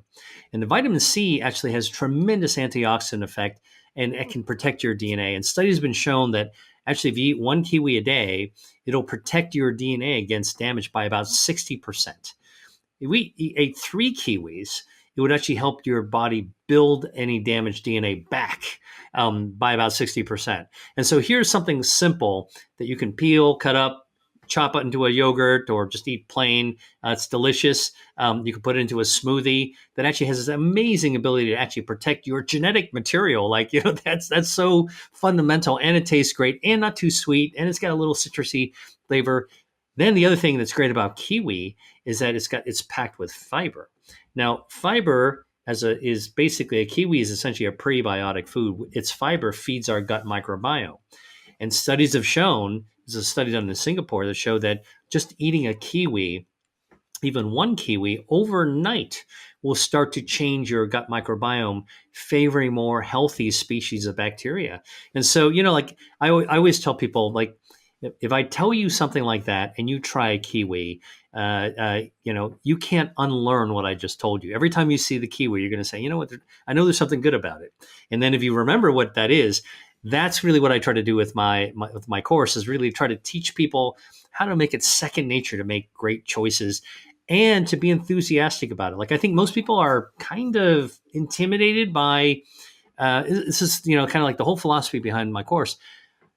People are intimidated by diets, right? To begin with, they're a little, maybe I didn't do so good in my life. I should do better. It's always, people go into a diet in order to try to get better. And what I try to shift that paradigm is, look, if you're serious about getting healthy, and this is the time you want to actually do it, it's not that difficult. You just got to dive in, engage. You do want to be awake. You need to be alert. And you got to realize it's not about somebody feeding you a superfood or a super supplement, and that's all you got to take every day. It's really about understanding more about you. It's self-knowledge about how your own body works, right? At some point, we all figured out how our eyes work and how our lungs work and how our prostate works and our uterus. Figure this out. This is like the cutting edge science. You want evidence, you want food as medicine, and you want to know that. It's not about memorizing food. It's about memorizing how your body actually works, and then recognizing our bodies actually work really well to complement certain foods. And so what does a tomato do? A tomato contains lycopene. What does lycopene do? Actually protects our prostate. Man, that's a really good thing. Also protects our breasts. That's a really great thing. You don't need to remember all the chemicals. You just need to remember that that's the way to do it. And then I try to get people to be passionate about cooking because, one of the antidotes to unhealthy eating is really trying to get back into the kitchen and preparing your own meals. You don't have to be a fancy chef. You don't even have to have a fancy palate. If you can fry an egg, you can actually cook healthy food. And that's what I try to do, is to try to make people feel like lower your guard. It's not a problem. You can actually learn how to do this. And, there's nothing more satisfying to me than to actually go out and, find some great looking, healthy, fresh foods, figure out how to cook them and taste it myself. Like, it's like, like back in wood shop when you were in junior high school and you created your own toolbox. Like, man, that's really cool. I made that. And that's how I want to get people to feel excited about food as medicine. This is not hard. It is not a burden. It's not an onus. This is something that you can do. You can make for yourself. It's powerful because, we started off this interview by talking about how, again, well-meaning, well-intentioned researchers, practitioners, people that we look to as the voice of authority in a lot of key areas. Sometimes it's not the absence of evidence. It's just the lack of awareness of the evidence that's there. But also, we as individuals, call us consumers, people that are in charge of our own health, that are just trying to live a happy life, take care of our families. We have to take on some of that burden. I think in a way we have, and there's a lot of layers to this, but we expect a little bit too much from our doctors. We expect a little bit too much from the healthcare community. They're just doing their best, right? They're just doing their best that they can. So we have to remember that, where we need help, and thank the Lord for all the incredible medicines, many of which you've been a part of, developing, that have given us healthier lives and extending lives as well too. But on a day-to-day basis, us getting educated is so key and central, because if you don't know or care enough, then you become a victim of sort of the marketing. And the marketing could be in the health world and the wellness world, or the marketing could be towards big food companies. Again, all primarily well-intentioned. We used to be a society that was dying of not enough food, and that's where a lot of that marketing comes from. But now we're dying of having too much of, too much food, and too much of especially the wrong foods that are there, the ultra-processed foods.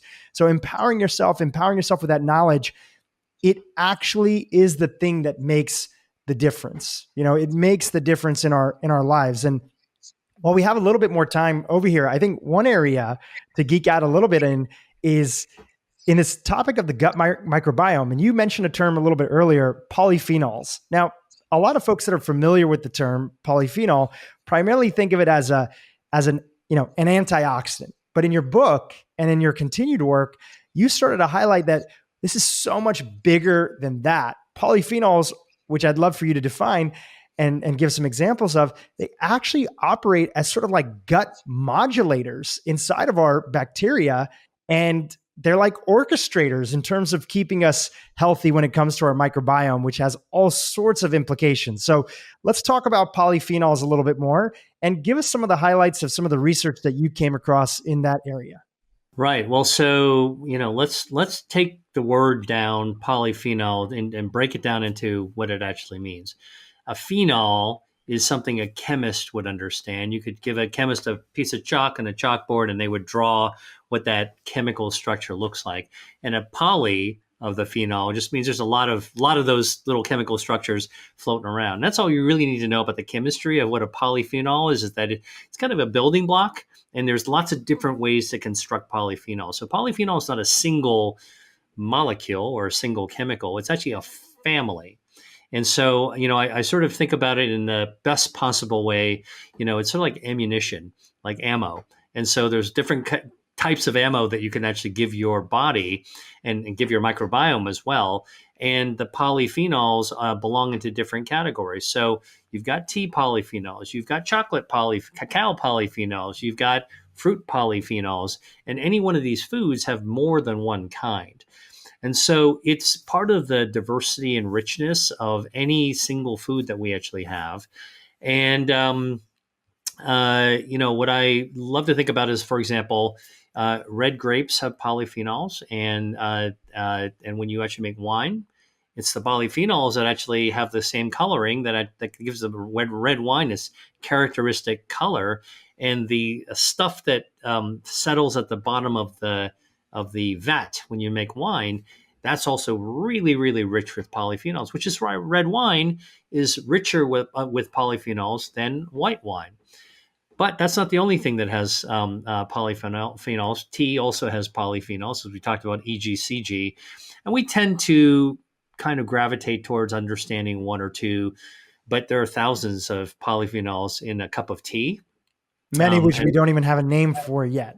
We don't even have a name for half of them. Like the most undiscovered country is not outer space. It's actually inside our food.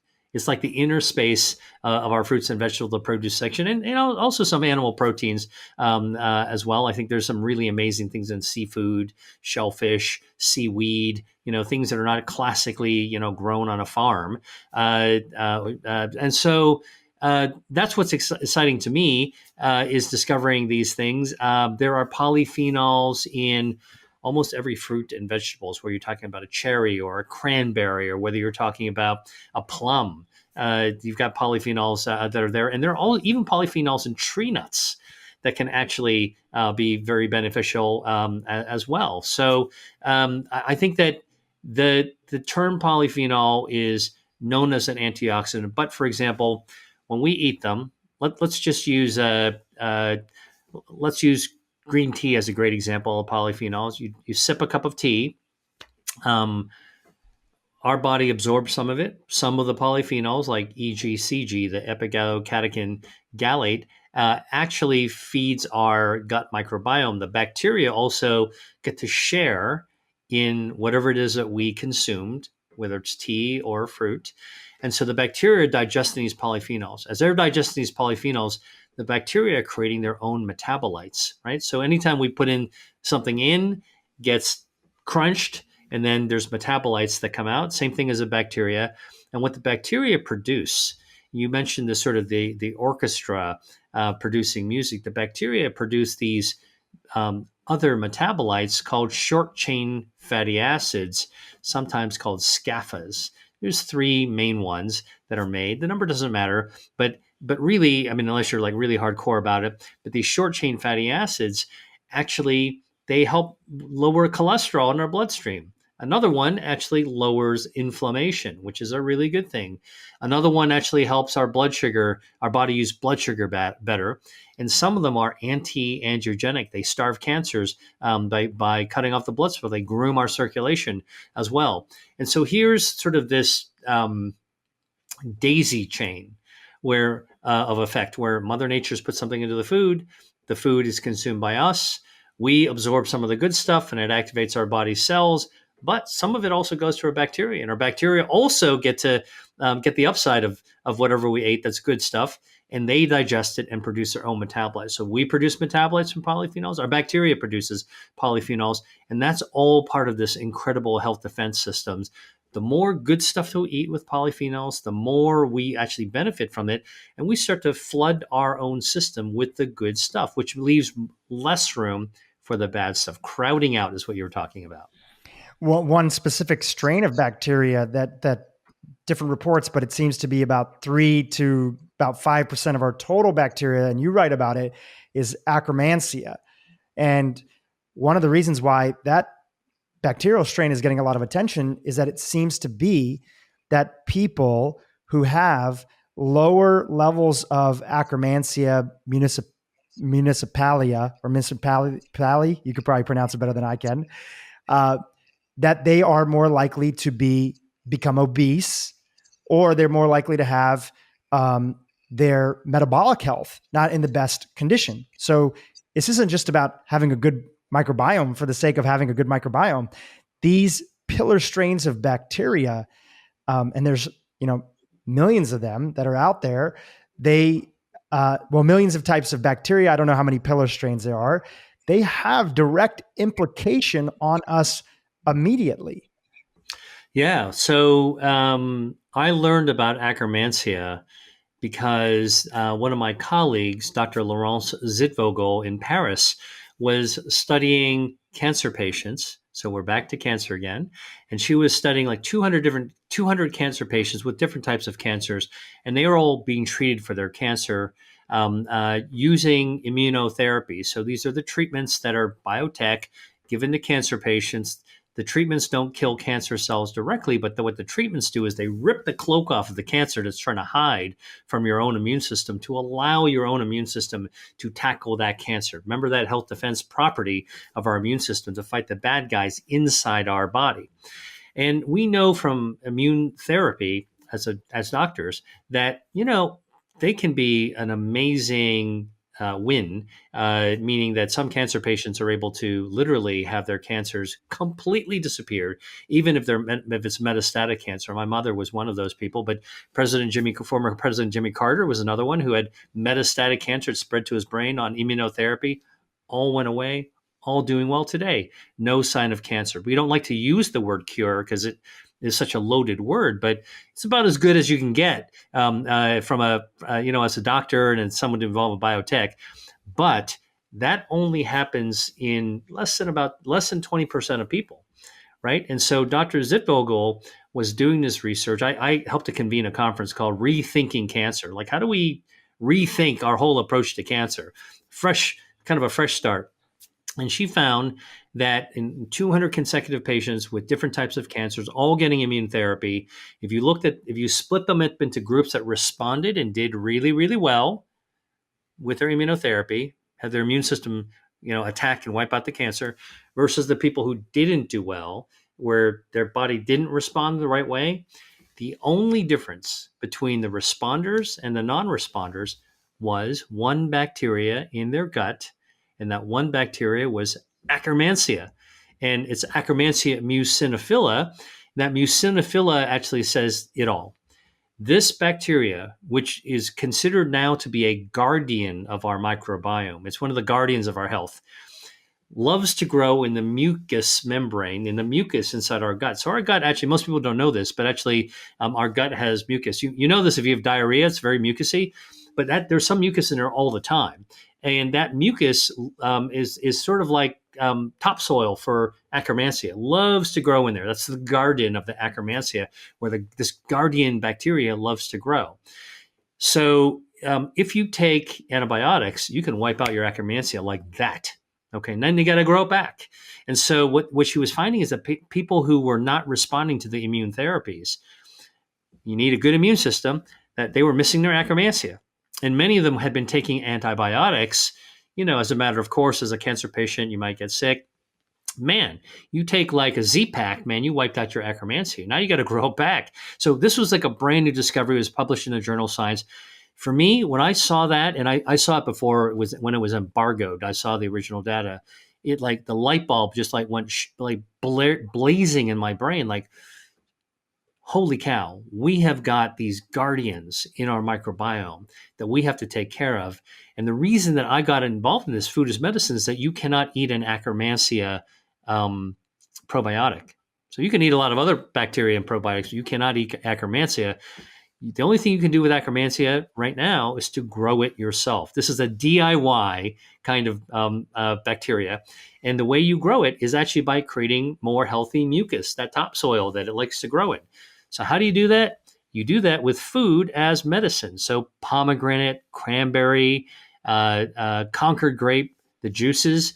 You only need 8 ounces of a glass of cranberry juice, pomegranate juice, and you'll be able to actually grow back the Akkermansia. I had a cancer patient, by the way. This was a couple of years ago, who had multiple myeloma, was going to get an immunotherapy, and her doctor was really gung-ho to get her immunotherapy, her oncologist, and her kids had a cold, so she had got a bronchitis and got a Z-Pak. Okay. And so before we started this immunotherapy, I basically said, let's check your stool. Sent out her stool for Akkermansia, 0, which Wow. you would expect from the Z-Pak, okay, and the antibiotic. And I said, no, let's put the brakes on here. So we skidded to a halt before actually giving her the immunotherapy. I'm like, we do not want to waste this shot on goal. Like, this is her shot. And so I gave her cranberry juice and pomegranate juice. And we had her drink for 3 weeks straight every single day. And then we tested at the end of 3 weeks. So we delayed her treatment for 3 weeks. When we tested her stool again, she had 6 times above the average population of Akkermansia. So she really killed it and got a ton of Akkermansia. She got on her immunotherapy, and within 3 treatments, she responded to the upper 1% of responders. So she was like super responder and just completely recovered from her cancer, like completely wiped it out. And again, this is sort of me learning from research that had been done and published in research and evidence, thinking about how food fits into it and actually using our body's own defenses to really help itself. This was not food versus medicine. This was food and medicine. And I think that's something I want your viewers to really take away from. Like, we're really not talking about food versus medicine. Like, we're way beyond that. Honestly, you can still have that battle, but it really is about this totality. We want to be able to figure out how to use all the tools in our disposal to be able to win this battle, which is called our life as we journey through it. And if we can enjoy ourselves with food along the way, then that's really having our cake and eat it too. Hey, YouTube, if you like this mashup, you're going to love this interview that I did with Dr. Terry Walls on a radical new way to look at all autoimmune conditions. Your lifestyle is your disease-modifying therapy. If you stop it, expect a rebound. Just like if you stop your potent disease-modifying drugs, you expect a rebound.